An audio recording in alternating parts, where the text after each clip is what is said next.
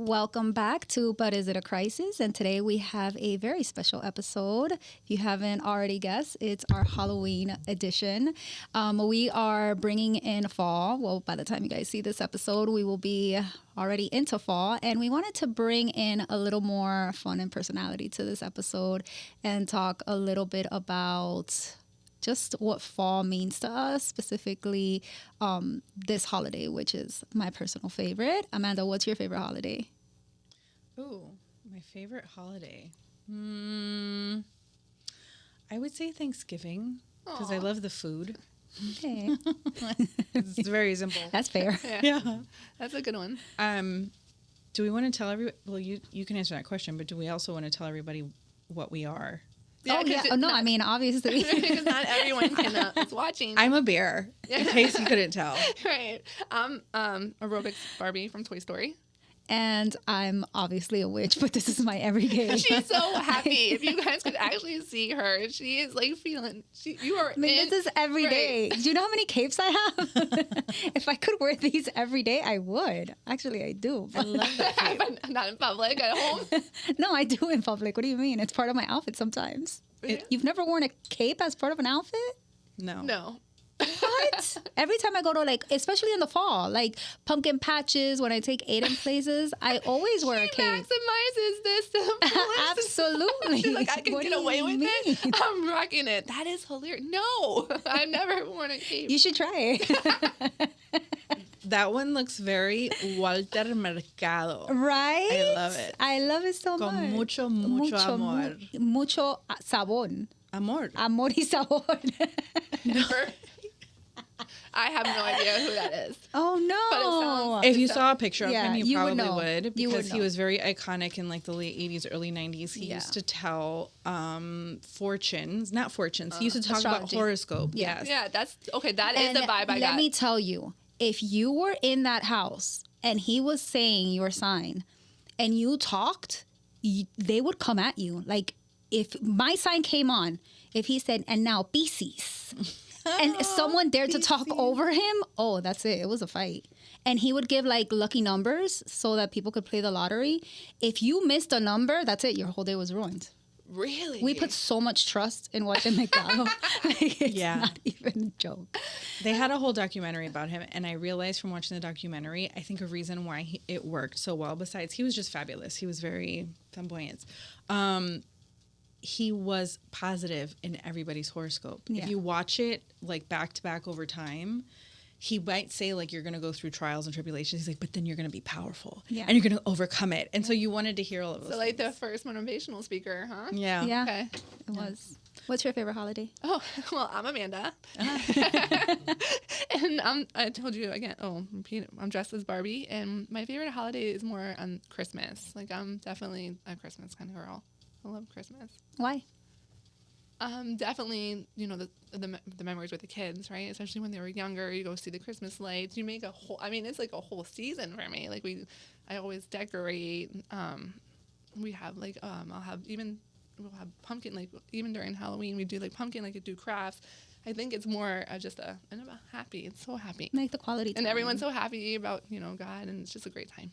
Okay. Yeah. Well, mine, again, obviously, is Halloween. But more so, like, yes, I love the costumes and I love the witchy things and I love the movies. Oh, surprise, surprise. I love the pumpkin patches. Even though I born and raised in Florida, we don't really have fall, but I make the most of it. I will bring out my pumpkins and decorate the house. I just love everything about it. I love that one day a year people can dress up as whatever the heck they want and just live out certain fantasies. I love that aspect of it. But I have always been into like the traditional Halloween. Like before it was Halloween, it was Hallows Eve. Before that, it was a Celtic tradition of... First, they would like bring in everything that they've planted, right, through the spring and the summer. And it was like this big festive type of thing where they would share their harvest with each other and they would make offerings to their ancestors that have passed, which is what the whole thing has come of. Like, Halloween is now like a scary thing or a spooky thing, which I love. But I love the original idea of Samhain, which is what Halloween comes from. And when you say offerings, can we go back to that? yeah, like all of their harvest, like everything that they okay. No, not like that. And that's like one of the things that People Halloween, perceive. yes, that people perceive that it's evil and it's like, the devil's night, when it's the opposite. Yes, there is this idea that the veil between the life and death like kind of thins out, so you can communicate with the dead easier, or they're able to receive your messages to them easier, which I think is beautiful because I talk to my grandmother every day. So if that one night she can actually hear me more clearly, I love that. But there's a lot of, negativity surrounding Halloween. And I think that it has to do with... I think women. I think it has a lot to do with women, yes, because a lot of women are healers and herbalists and nurturers. And unfortunately, along the way, that has been seen as witchy or evil or all of these things. But that's a separate conversation. God I was not around during that time in my life.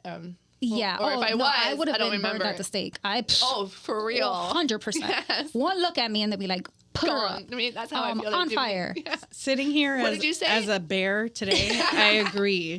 I think She's all three mad. of us would Been burned. would not have made it. Yeah, no, definitely not. She is mad, I tell you. Yeah. But yes, I do think that a lot of it has been because of the power that women have, specifically, and like the ability to heal.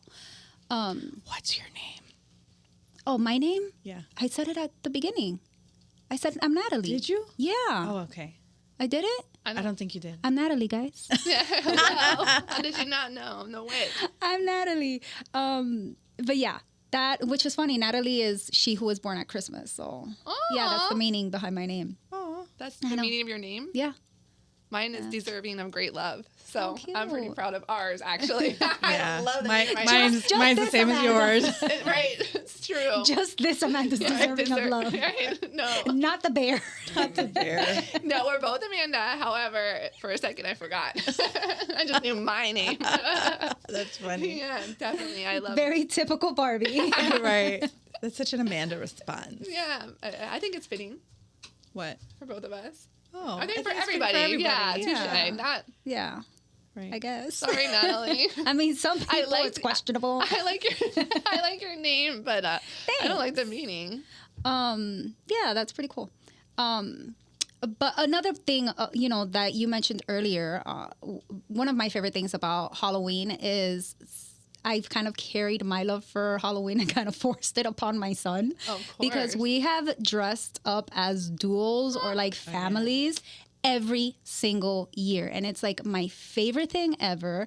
We have been Beetlejuice and Lydia Dietz. We have been Harley Quinn and the Joker. We have been Chucky and Chucky's Bride, obviously all. The spooky ones. Not weird.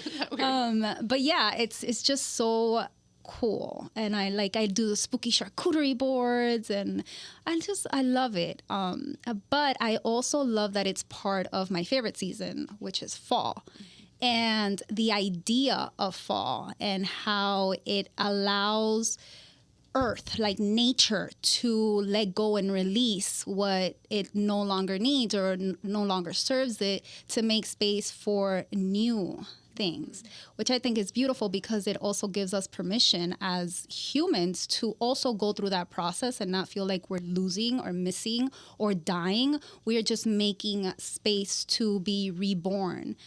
So that's part of the reason that Halloween is my favorite, and Thanksgiving and all of that. So with that, I want to kind of introduce the topic of today's episode, which is letting go and releasing and burning things down, and kind of go a little deeper into that. So my first question is, what have you been holding on for way too long that you feel needs to be released? Ooh, that's deep. I guess. Did you think we were going to talk about crystal balls? Oh, yes. Wow. I thought we were going to talk about Kit Kats and Snickers. Yeah, what is our this? favorite It's candy. me. Hello. What is our letting go? What do I need to let go? You go first. Okay. Oh. I don't know. Well, I was going to say, I don't know if I've been holding on for way too long, but I think I have. This kind of feeling that I don't have enough time to do all the things that I want to do. And it is coloring my current doing of the things, right? So in this feeling of, let's say, do I have enough time to fix all the things in my house, right? Like I'm doing all these different projects. I am creating a library in my son's old room, and I'm redoing the outside.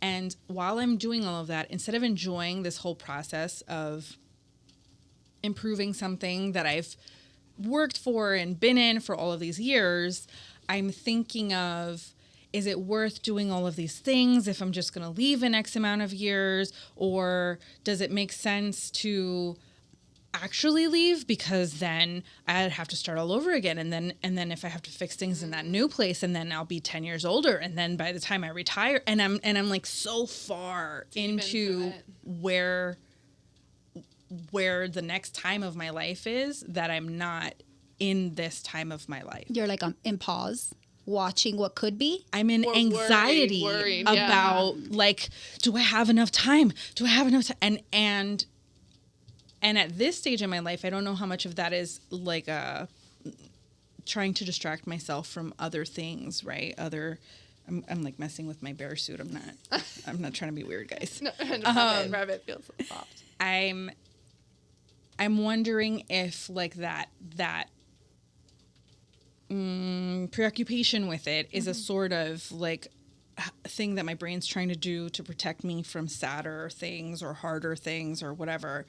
But it's making me feel like I don't like feeling that anxious all of the time. And I just want to listen, if I run out of time and I don't get it all done, like, who cares?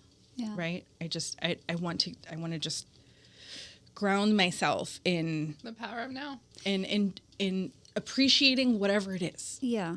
I can understand that, but I think I understand it from a different perspective, because with my ADHD, I have analysis paralysis, where I have so many things to do that I end up not doing any of it because I'm so overwhelmed by all of the things, all of the choices, all of the decisions.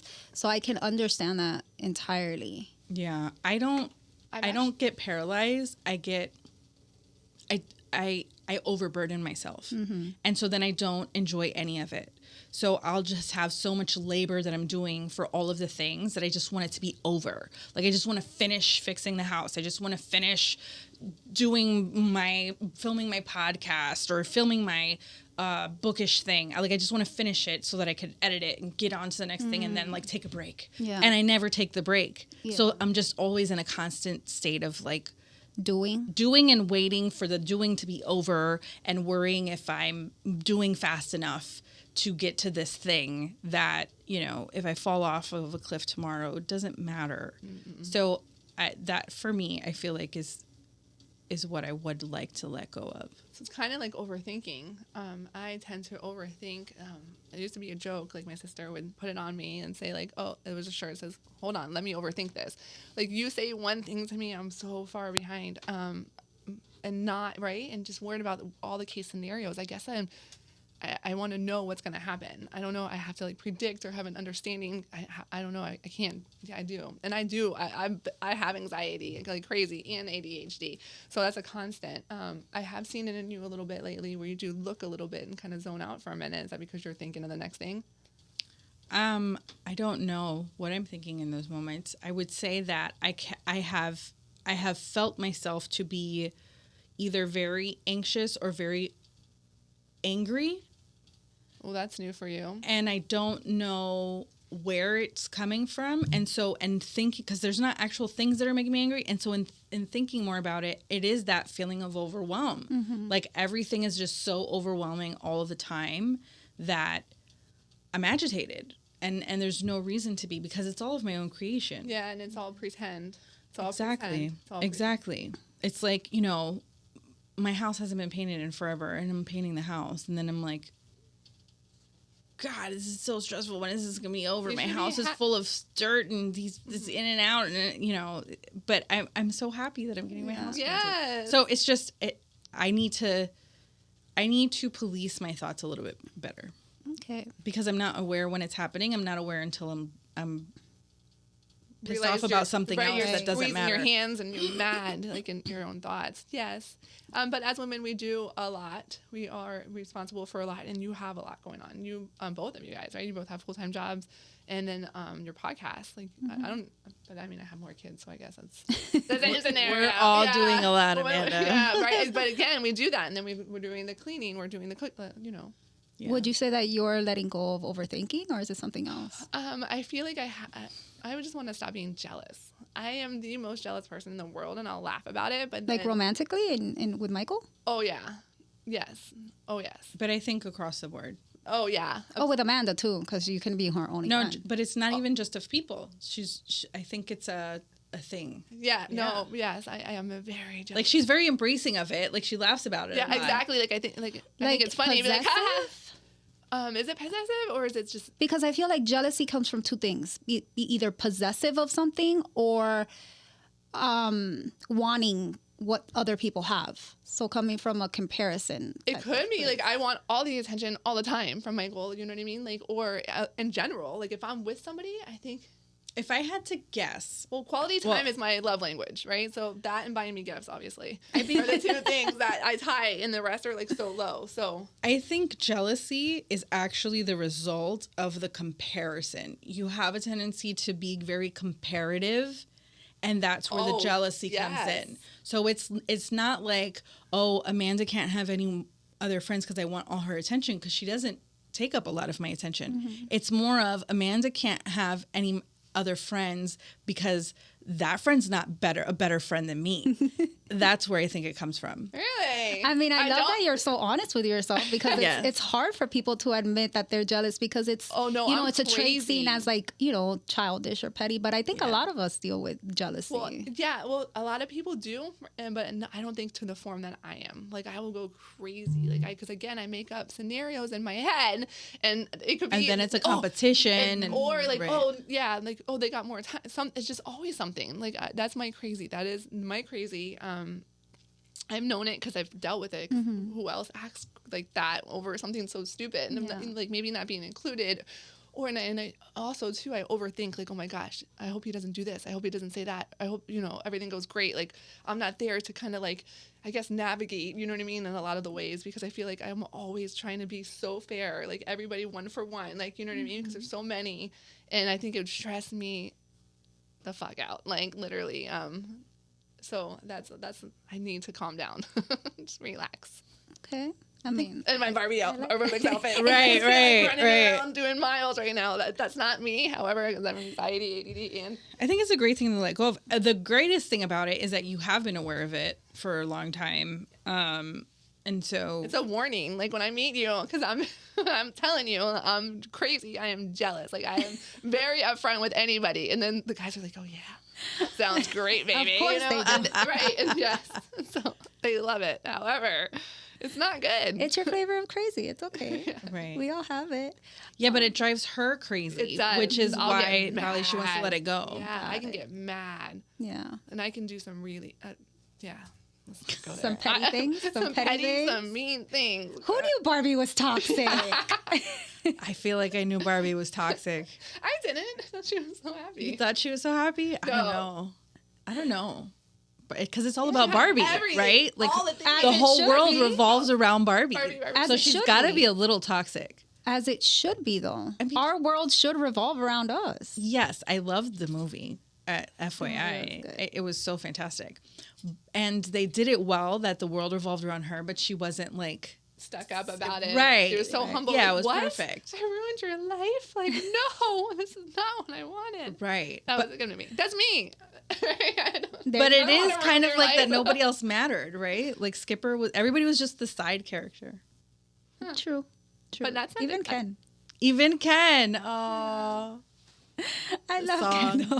They did such a good job. They did such a good his character specifically. It was so cute. I feel like I am letting go of worrying about other people's perception. Like I'm so tired of caring about what other people think of me or what other people say about me, or being cringe or whatever they're saying it. But just I don't care. I don't want to care anymore. I don't want to care anymore about what people think. Yeah, so I want to let go of that. I want to just live my life and do the things that I want to do without worrying about what anybody else has to say about it or think about it. That's so hard. It is because hard. It's even when you're dressed up, you're like, you just. I don't Yes. do what I want to do. I do Yes. what I think would be perceived better. Right. And And you know what I noticed, and it seems so superficial, but I was wearing like a beige outfit, right? Because I was forcing myself into beige because it's the aesthetic, blah, blah, blah, blah, blah. And I was just blending in. And it pissed me off. I was like, I am not born to blend in. I was always the girl that was putting on shows, wearing my grandmother's jewelry and my mom's heels and like lipstick. And like I was meant to blend in. And I don't mean that as like, oh, the world revolves around me, but I have the personality that just like I'm loud, and I silenced myself for so long because I was too much, too loud, too this, too that. And I'm really trying to let go of that. And the one way that I know is, you know, through like the creativity in fashion and like, you know, taking risks again. And it feels so good and I'm so much happier. So that's the one thing that I'm letting go of. I think that it's something, especially with the clothes, I think it's something more than like a standing out thing. I think it's a suppressing of your actual personality, because you said before we came into the podcast with our outfits, you said this is so exactly who we are, right?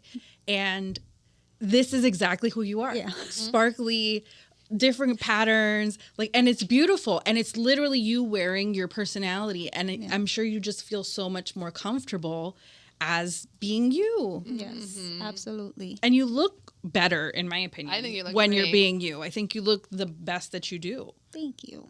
I mean, you look great all the time, honey. I know, right? Thanks. I appreciate that.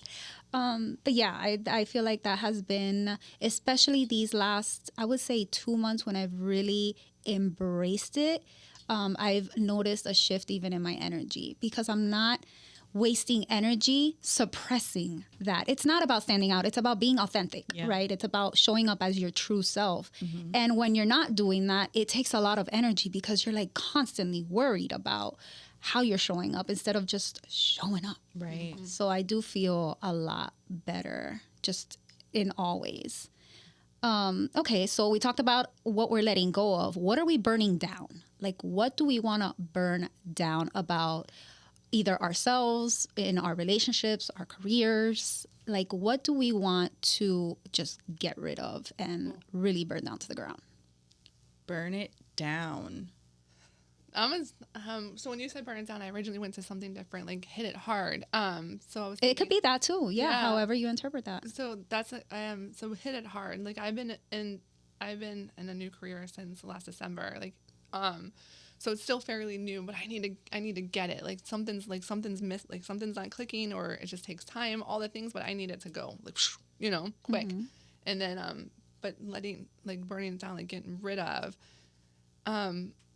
I am always in a rush. Like, you know, I want to do so many things, but there's so much to do, right? Like we don't have enough time to do all the things, I feel like sometimes. So maybe stop being in such a rush or prioritizing more so that it's not a rush. Like you said, how you did things, like you had on the calendar, you made the time. That's nice. Yeah. So you know what you can and can't get done. Your expectations are, right? I think we expect too much of ourselves. And I think it's just this thing that we've been conditioned to think like women have to do everything. We're not meant to. We are not meant to do everything. They say that we're still doing like 80% of all the work. And most of us have jobs. Some are making more than their husbands now because we're so independent, like go-getters, but we're still doing all the we're still picking and taking up the kids. We're still doing all the like, you know, forms and going Because then schools. you're a bad mom or you're a bad wife if you don't care for the people in your life. Right, But, take care of, yeah. right. But then who's taking care of you? Well, you have to make time. So thankfully I have 50% custody, so my kids go back and forth. So I get a little bit of a break, and I make sure to take a break because I get overwhelmed by doing all the things and then get mad and be like, you don't appreciate all the shit that I'm doing for you, then I'm missing my nail appointment because I had to fucking take it to the doctors, you know, right? Like, so I had to make sure I go. Right. Sorry. That's how, again, that's how mad I get. Listen, maybe I get jealous. We're 40 years them old. kids that are getting their We say bad care. words. We do say sorry. Fuck out of here. They're my favorite words. Yeah, and I'm in construction, so there's no filter. It's so funny because Aiden and I had the curse word conversation, and he's like, it just feels good to think them. I want to say them so I can feel better. I'm like, as his expression, as his mom, I'm like, you can't say bad words, but inside I'm like, I get it, kid. I get it. It's funny, we were having that conversation in the car about the kids saying bad words and whether they did or not. And I didn't say it when we were in the car, but my kids didn't say bad words until they were adults, right? Yeah. But there was one time, and it's such a great memory, where it was me and the 3 kids coming back from something, and the big Sean, I don't fuck with you. Came on. That's my favorite and song. They were like, please, just one time can we sing the whole song? When I tell you, I think I have it in video. I'm not sure if I do or not. As soon as they started, they were like screaming. They were like, ah! They loved it. That's our favorite. It's such a great memory. That is our favorite song. So my kids know, like, I'm pretty trapped with my music. My kids know, like, all the songs, and it's so funny because they'll say it like, "That's why I bitch you," and I'm like, but I'm like so proud of them. I'm like, oh my god, good job, guys. Like, I'm not reading. She's like, say no, Tupac. Yeah, like, look at you. They rock Death Row shirts. Like, yes, that's right. Because I mean, they're only kids for a little while. They are going to be like, they're all going to be adults. Like, you know, and I have so many. And especially because there was a big gap. Like right now we have an 18-year-old. So imagine being an 18-year-old and you have like a 6-year-old. Like, you know, they're like, oh, but she's 10. And it's like, you know, at this point, you know. Yeah. So I compromise with Aiden. I'm like, if you have exhausted all measures to express yourself and you still feel the need to say a bad word, then you can say it with me and only me. Okay. So that's nice. Yeah. The comfort of your own home. I've exhausted all my words. Right. Damn it. You're like, oh, that wasn't even a bad one. Yeah, it's a good job. So funny. He came into the car and he's like, I said a bad word. I'm so sorry. I'm like, what did you say? He's like, shit. Oh, when I dropped something, it's all over the floor. All right. Oh. And my kids used to say curse words in like the perfect context. Like, I was literally so proud of them. I was like, they would be like, damn it, you know, like, yes. You know, they weren't just being like, wait, like, there was actually like, yeah, gosh. And I've been blessed with so many kids. Gosh. Okay. Amanda, what are you burning down? Was me the whole time? I think it was you the whole time. I would like to burn down unhealthy physical habits. No, unhealthy health habits. Eating and exercise. It's another thing of anxiety. As I've gotten older, my anxiety around my health has been ratcheting up higher and higher, especially since my family is prone to diabetes. And I was just having this conversation recently with my mom of how many of the elders in my family all died in their 60s. And it was all around health. And then my father just had a health thing that happened. And it was 100% preventative. He still smokes. He still, doesn't exercise as much as he should. Now he's in his mid-70s. There are some people who would say, like, you know, by that point, do whatever you want. But this idea, like, life is so hard. This idea of struggling through health things more and more as you get older, and then that becomes your entire life. Oh, there are doctor's appointments. Right. Like, I don't want that for me. Mm-hmm. I don't want to exist in that possible future, and I don't want to be anxious about that possible future. So I want to be better and more consistent around my health choices, which I have been for the last couple of months, but because of overcommitting myself to too many things, like I would just never finish certain things that I wanted to do. And I started scheduling my whole day. Like, this is how much time each thing should take, and checking those things off to see, like, what was happening. Why was I not? doing all the things. And it was because I had overcommitted my time, and the things that I wouldn't do would always be the same things. It would be going for the walk. It would be writing. And it would be those same two things that were always pushed off every day. So that's what you don't like to do then, right? So no, those were the things that I felt like were like flexible, whereas everything else had to be done. Oh, gotcha. And so I need to flip that and say that those things have to be done. Yeah. And other things I need to. So why don't you do that first? It's a book called Eat That Frog. Like you post it with the things that you're not doing or you don't want to do, put it first and just do it. Wake up and go do a walk. Yeah, you eat the frog. Yes, The least desirable task first. Get Okay. it? Yes. So if you don't like to exercise, wake up and you have to do, a walk. Yeah, that's what I do. Yeah. I exercise first thing in the morning because I spent too many years trying to convince myself that I do it after. And you I don't will go. not do it after. I drop It's off. hard. You're tired. Yeah. I drop off Aiden and I force myself. Even if I'm running late and I only have 20 minutes, I'm doing 20 minutes. Oh, good. Yeah. I'm pretty big. I like to work out in the morning. However, Michael likes to work out at night. So I don't mind working out anytime. Like I'll go, because I like to eat bad. So like I'm gonna eat. I'm gonna eat the food. So that, and you're a foodie too. Yeah. Are you a foodie? Yeah. See, I would say I am. I used to be not like. I used to be like just eat to live, live to eat. Like you know what I mean? Yeah. Like I would just eat to live. Like I would be happy with a sandwich every day. Now I'm like, No, I want I is like that the what sauce She's is like, that? I like seasonings. Yeah, what sauce is that? Okay. Yeah. you dip your stuff now? Yeah, right. What's the special? Yeah. Look what Michael did. Yeah, because we go out to eat so often. I do not cook. Yeah. But, okay. I would say that I'm burning down being my own bully. Like in all ways. Like just, I should be doing more. I feel guilty about taking a break, or I feel guilty about wanting a day away from Aiden, or, I feel guilty about not going out as much with my friends, or, I have so many thoughts of like what I could be doing differently or better or more of. Even in things that I need, help that I can't do on my own. Like I have body dysmorphia, so my mind isn't a very nice place when it comes to my physical appearance at times. Because I've fluctuated so much with my weight. Like the mirror doesn't show me what I am right now. Like I still see a version of me that I didn't like. So just trying to understand that some things are in my control, some things aren't in my control, and what I am accepting the help, asking for the help and accepting the help. Which it's really hard for me to do. Asking for help is one of the hardest things for me to do.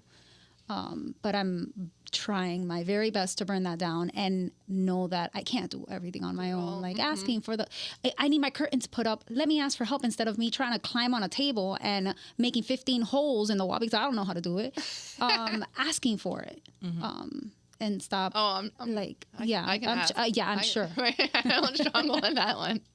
I think it's hard to turn the thoughts off. Correct. I think it's easier to recognize the judgment during the thought, right? Like I definitely have those times where I look at myself and I say, I would like to look differently.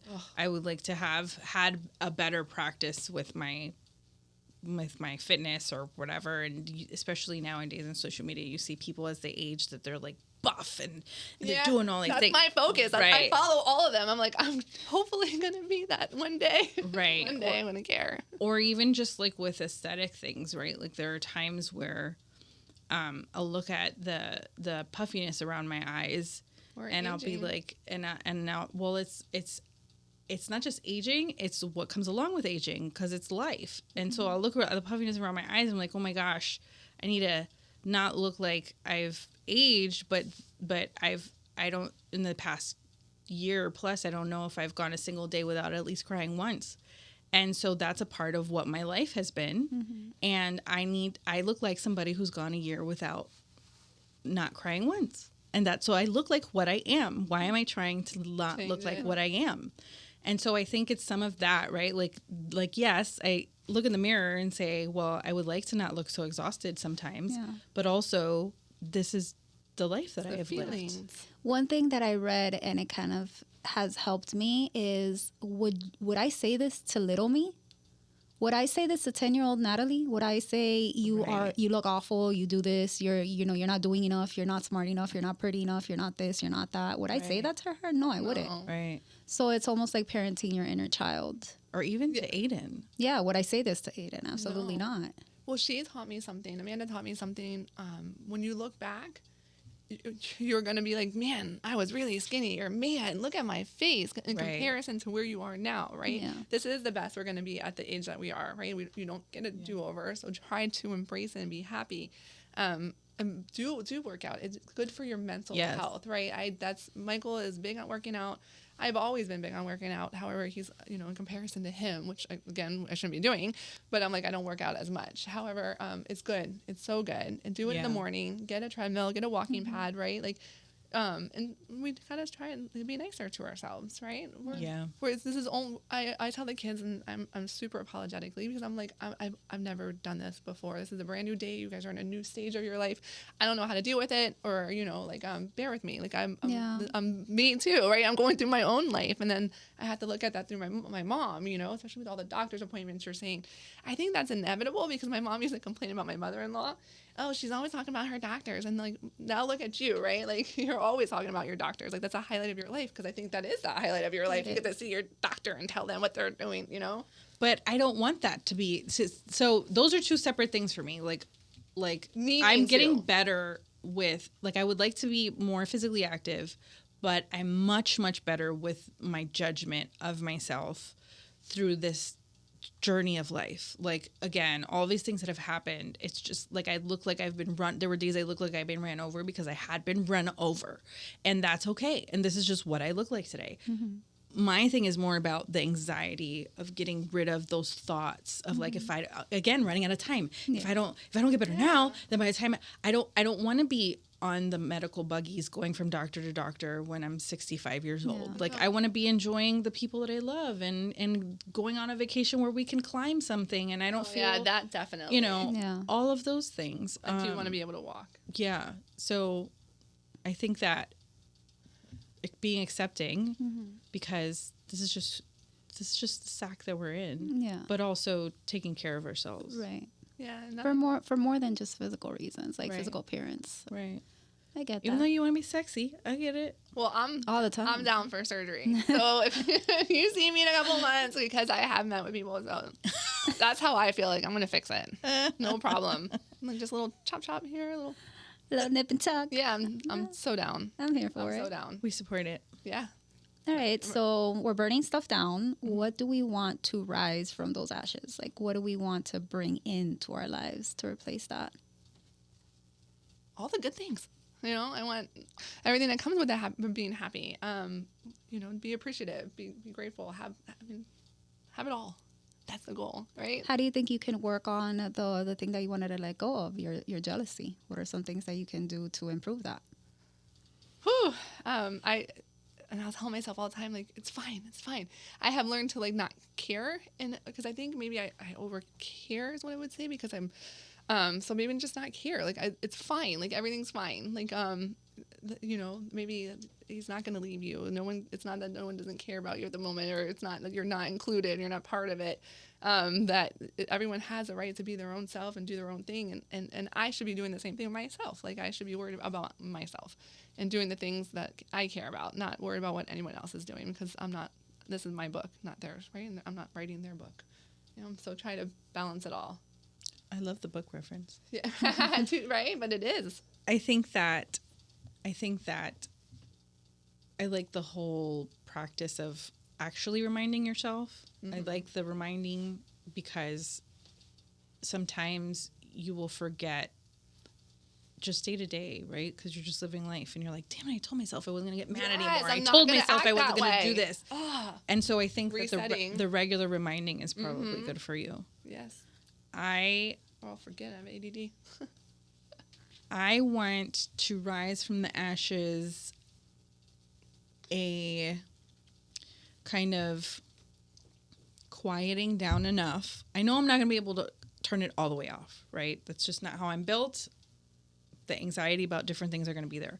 But I want to quiet it down enough to where I'm not only enjoying what my life is today, but making the things that I want to matter be the things that actually matter. Like there are parts of me that wants to create a much smaller life so that I don't feel so overwhelmed about everything all of the time. Like I was thinking about this the other day in the sense of money, right? So a lot of times I'll want to do all the things at once. I want to paint my house and do the room and change my kitchen and I'll want to do all of that within, 6 months. And so now I'm something that I did, like, by the way, I didn't paint my house for 10 years. Okay. So now I got to do it all right now. Mm-hmm. So I want to minimize enough to where I am having a smaller life mm-hmm. and not spending time and energy on things that don't matter. I feel like financially that's more controllable in certain ways, right? Like from now through the end of the year, I don't really want to spend a lot of money on bullshit. I tend to buy whatever I feel like I want to buy. Yes, especially on Instagram. I'm constantly like buying something.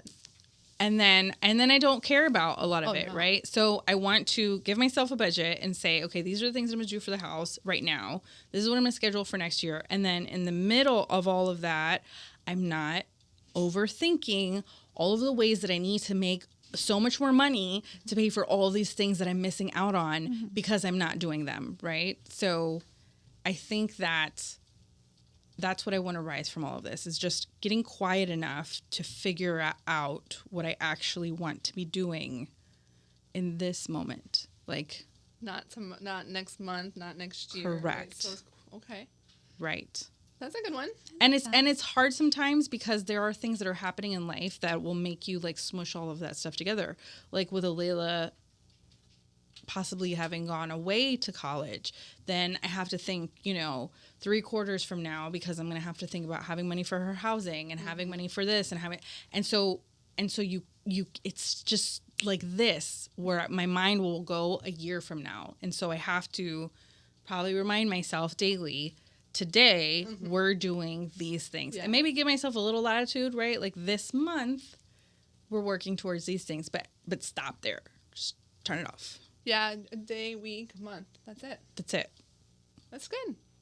We should all be doing that. I mean, have like a long-term goal. Like, okay, I want a pretty house. Right? But I don't need the specifics about that. No, exactly. Thing. Just that's far over there. Yes, right. Correct. Like these are the things that I know right now.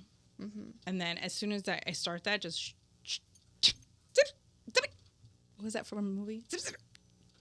Every time they start talking? Yeah. Was it an animation movie? No, it was something. It was a movie. I can't remember, but I know I can think of the scene. I think that mine goes along with yours. In a way, it's like the smaller life reference, but more so for me, it's living authentically, like just showing up as myself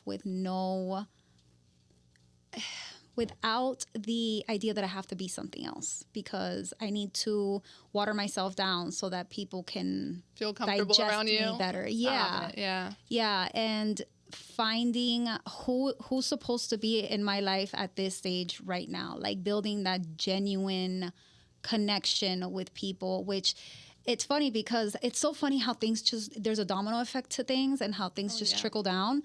But I've been noticing things about people that I don't typically notice, like analyzing them, but not in a like judging them kind of way, but more so like finding their quirks or like their very distinct personality traits and like honing in on that and appreciating that. Mm-hmm. Like there was someone that kept asking questions, and people would think that they were being nosy, but I understood that they were literally trying to physically put themselves in that situation so that they can feel the situation. And I thought that was so cool of this person, and I brought it up to him, and he's like, yeah, I totally do that. No, He's like, yeah, I do that. I ask questions because I need to live in their experience. And I thought that was just such a cool thing. I want to get to know you. Yes. Like, I want to feel you, see you. Like, I like going through stuff. I like looking through your, you go to your house, I'm going to sit there and I'm going to look around. Like, I'm going to look at your books like, you read. And I love that. And I am afraid of doing that because I don't want to make the other person feel like I'm intruding. Right. Ooh. And I never feel like I'm intruding. But I want to know, and I don't want people to think that I'm not interested in them because I'm afraid of asking too much. So I want more of that. I want more people in my life that are like that are so true to themselves, that they're so unapologetic, that they just are themselves, because I think that allows me or gives me permission to be myself. Mm-hmm. Well, you have permission every day to be yourself. Okay, this is your book that you're writing. Yes. Okay, every day. I love it. But I also think that it gets away from the whole performative nature of kind of this cycle of life that we're living in, you know, with social media and just the world. Like, what box do you fit in? What group are you part of? I think that so much of that is just fake, right? Like, just who cares? Yeah. Who cares what the trend is? Who cares if it's socially acceptable to do any question asking or... Yeah. I don't know. Like, or if you, again, I feel like we talked about this on one of our past episodes, and it's, so what if you are awkward? What if you are overwhelming? Mm-hmm. What if you are annoying with all of your questions? That's just who you are. Yeah. Mm-hmm. And there are people who won't be annoyed by those things, and those will be your people. Right, exactly. You have Amanda. Yeah. I know, right? No, that's exactly. how I met her. I sat next to her. I had to ask her so many questions, and then before and she's not open. Like, she's not really I can an open imagine. person. Amanda must have been like... And then she But she did it so fast. that she was answering them all. And then I realized, I was like... Right, wait a minute. I just told her my whole life. Yeah. I was like, who... I mean, I go deep, but that's, yeah. So the next episode, we're going to get into a little bit of that. There's going to be questions. Yes, there's all questions. But yes. But you don't have, if that's not you, you don't have to do that. You can be who you are. You can... But, I mean, try not to judge, right? I do it, too, is why I'm saying that, because I'll look at me like, I think it comes from a place of not wanting the other person to feel uncomfortable. Mm-hmm. So I hold myself back, but it's like, if they feel uncomfortable, then they're not my people. That's not, right. That's not who you want to be around, unless you're around a lot of people and you try to, for the moment, which I can do, I can do, too. If you're not comfortable... Yeah. But that's, we have all places that we have to be that we're not 100% us. I get that, especially in work roles. You have to calm down. It can't be like, however, I do ask a lot of questions. And, especially being around all these guys, they tend to love it because a lot of people just love talking about themselves. Yeah, a lot of people like to talk about themselves. They like to be the main character. Know. Yeah. And you love to. I want to know. Tell me all the things. Be like, no way. What'd your grandma say?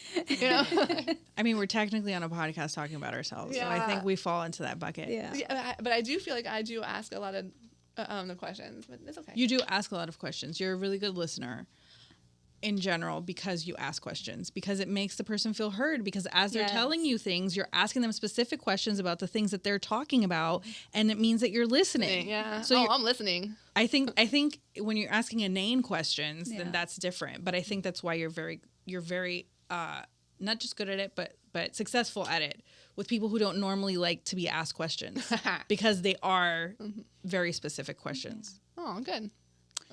All right. Well, that concludes this episode. I think it was a really good one. What we'd like to know from everyone out there is, in this season of letting go and releasing, we'd like to know, what are you letting go of? What are you releasing? What are you hoping to replace that with? Let us know. And thank you again for listening. I'm Natalie. I'm Amanda. And I'm also Amanda. Thank you guys so much. Bye, guys. Bye. Oh, like and subscribe. Oh, yeah. Please like and subscribe. And subscribe.